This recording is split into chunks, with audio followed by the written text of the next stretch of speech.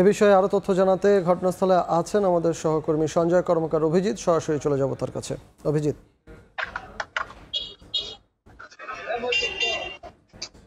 মাদারীপুরের কালকিনির বাঁশগাড়ি ইউনিয়নে যে ত্রিপল মার্ডার হয়েছে সেই সবশেষ খবর আমাদের কাছে এসেছে। যে আমরা কথা বলেছিলাম মাদারীপুরের অতিরিক্ত পুলিশ সুপার জাহাঙ্গীর আলমের সাথে, তিনি আমাদের জানিয়েছেন যে এখন পর্যন্ত কাউকে এই ঘটনায় আটক করা হয়নি, তারা সাঁড়াশি অভিযান চালাচ্ছেন।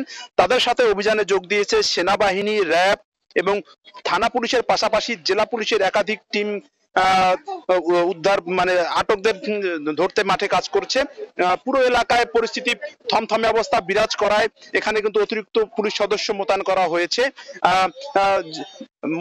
এই ইউনিয়নে বাঁশগাড়ি ইউনিয়নের যে বর্তমান চেয়ারম্যান মোস্তাফিজুর রহমান সুমন এবং তার সাথে যে দীর্ঘদিনের বিরোধ ৮ নম্বর ওয়ার্ডের ইউপি সদস্য আক্তার শিকদার, তার সাথে দীর্ঘদিনের বিরোধ, এই বিরোধকে কেন্দ্র করে কিন্তু এই হত্যাকাণ্ডের ঘটনা ঘটে। অর্থাৎ ঘটনাস্থলে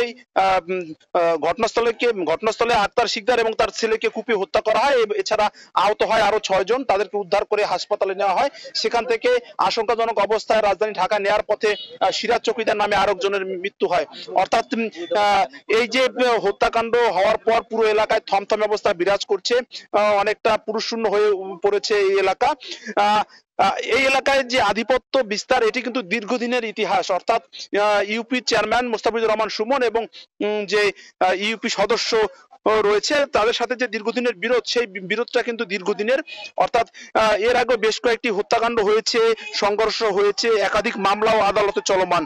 এই মামলায় শেষ পর্যায়ে স্থানীয় সূত্র বলছে যে সে সকল অধিকাংশ মামলার আসামি রয়েছেন ইউপি সদস্য যিনি মারা গেছেন আক্তার শিকদার, তিনি রয়েছেন। এই মামলা হওয়ার পর কিন্তু তিনি এলাকা ছাড়া ছিলেন।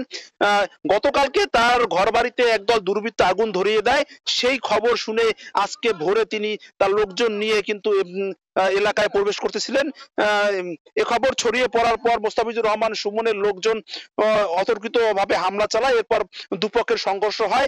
ঘটনাস্থলে মোস্তাফিজুর রহমানের যে লোকজন রয়েছে তারা কিন্তু ইউপি সদস্যকে এবং তার ছেলেকে কুপিয়ে হত্যা করে।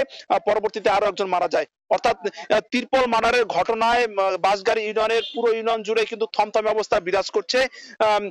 এই ঘটনায় কিন্তু সবশেষ এখন পর্যন্ত কাউকে আটক করা সম্ভব হয়নি। এর আগে যে একাধিক ঘটনা ঘটেছে, সেই ঘটনায় কিন্তু এই যে আক্তার শিকদার কিন্তু আসামি ছিলেন এবং আমরা জানতে পেরেছি খুব শীঘ্রই এই সমস্ত মামলা নিষ্পত্তি হওয়ার কথা রয়েছিল।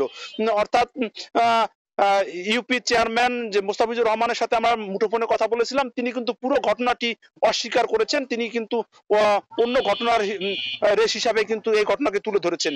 তো এই ছিল আমার কাছে মাদারীপুরের কালকিনির বাঁশগাড়িতে যে ত্রিপল মার্ডার হয়েছে তার সবশেষ।